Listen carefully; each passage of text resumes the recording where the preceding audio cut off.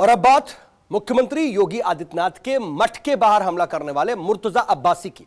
आज हम आपको मुर्तजा को लेकर के किसी तरह का कोई दावा नहीं बताएंगे, बल्कि आज हम सुनाएंगे उसका कबूलनामा। दरअसल मुर्तजा अब्बासी का एक वीडियो सामने आया है। इसमें उसने हमला करने का सीएए, एनआरसी और हिजाब कनेक्शन बताया है। एटीएस के सवाल मुर्तजा को परेशान कर रहे हैं, तो उसके जवाब भी एटीएस को टेंशन दे रहे हैं। मुर्तजा के माइंड में आखिर क्या क्या चल रहा है, वो आपको इस रिपोर्ट को देख करके अंदाजा लगेगा।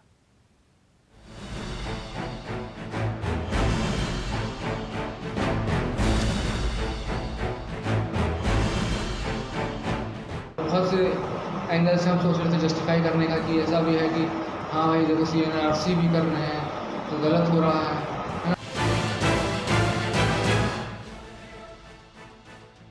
हमारे साथ जो गलत हुआ वो तो ड्राइविंग फैक्टर है ही, उसको मैं दिमाग में रखूँ जस्टिफिकेशन। उसके मतलब कोई काम करने से पहले आदमी जस्टिफिकेशन भी तो बनाता है, उसको मैं जस्टिफिकेशन दे रहा था कि मुसलमानों के साथ जुल्म हो रहा है। सीएम योगी के मठ के बाहर हमला करने वाले मुर्तजा के दिमाग में केमिकल लोचा नहीं, बल्कि धार्मिक कट्टरता ठूस ठूस कर भरी हुई थी। मुर्तजा अप्रवासी हिंदुओं की घर वापसी नहीं चाहता था। उसे बाहरी मुसलमानों को निकाले जाने से आपत्ति थी। हिजाब पर पाबंदी उसे ड्रामा लगता था। आतंकियों की मौत पर आंसू बहाता था। ये मुर्तजा के वो नापाक मंसूबे हैं जो उसने एटीएस के सामने पूछताछ में उगले हैं। टेम्पो पे चढ़े 450 से 500 रुपये का सामान था।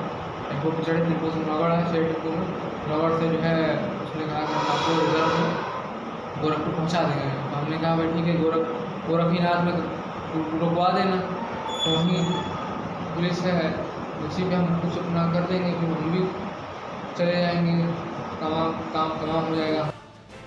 एटीएस की जांच में सामने आया है कि मुर्तजा ने पीएसी के जवानों पर अचानक से हमला नहीं किया, बल्कि कई सालों से बदला लेने की प्लानिंग बना रहा था। और फिर रविवार के दिन उसका गुस्सा गोरखनाथ मंदिर के बाहर निकल पड़ा। क्यों गुस्से में था मुर्तजा? आइए अब आपको इसकी असल वजह बताते हैं। दरअसल मुर्तजा का जो नया वीडियो सामने आया है उसमें कई चौंकाने वाले खुलासे किए गए हैं। मुर्तजा के मुताबिक उसने हमले की बाकायदा प्लानिंग की थी। क्या कबूलनामा एटीएस के सामने उसका सामने आया, देखिए एक एक करके हम आपको ग्राफिक के माध्यम से दिखाते हैं। मुर्तजा सीएए, एनआरसी को लेकर के नाराज था। ये वो कानून है जो दूसरे देशों से आए मुसलमानों को बाहर करने और अप्रवासियों को हिंदुस्तान में बसाने के हैं। साथ ही उसने मुसलमानों पर होने वाले जुल्म को भी हमले की वजह बताई।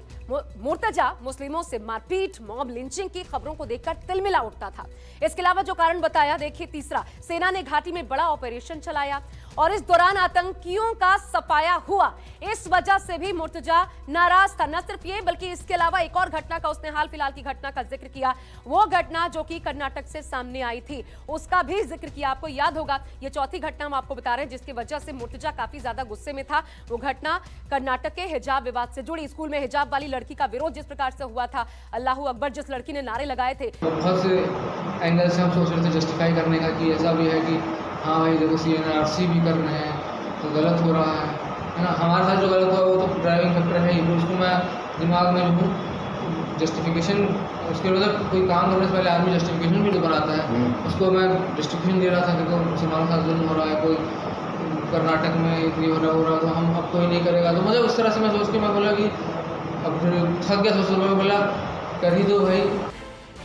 मुर्तजा से ये पूछताछ 4 अप्रैल को लखनऊ में हुई। इस दौरान वो थोड़ा परेशान सा दिखा। मुर्तजा ने एटीएस के सवालों को कई बार टालने की कोशिश की, मगर उसका पूरा मिशन जग जाहिर हो गया।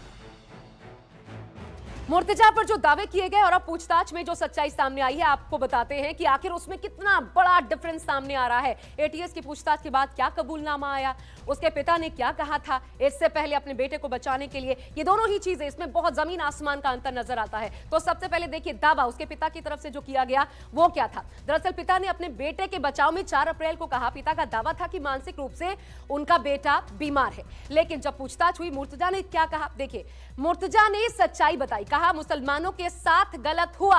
इस बात से मुर्तजा गुस्से में था। दूसरा दावा, पिता का बेटा आतंकी नहीं। जबकि मुर्तजा ने इस पर क्या कहा ये भी देखिए। मुर्तजा का कहना, गुस्से में हमला किया। तमाम बातों से जो इससे पहले हमने आपको बताया उससे मुर्तजा आहत था और इसी गुस्से में उसने हमला किया। पिता ने यह भी दावा किया कि बचपन से मुर्तजा में सुसाइडल टेंडेंसी थी, यानी खुद को मार लेना चाहता था। कई बार ऐसी कोशिश उसने की थी, लेकिन दोस्तों को मारने की सोचता था। यहां तक यह भी नौबत उसके सामने कई बार आई।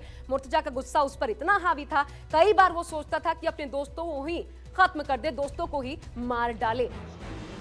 मुर्तजा के खुलासे उसके पिता के दावे को कटघरे में खड़ा कर रहे हैं और यही वजह है कि यूपी एटीएस ने मुर्तजा के पिता को भी तलब कर लिया। यह पूर्व में ही बताया जा चुका है कि घटना एक बड़े साजिश का हिस्सा है और हर एक पहलू पर विचार किया जा रहा है।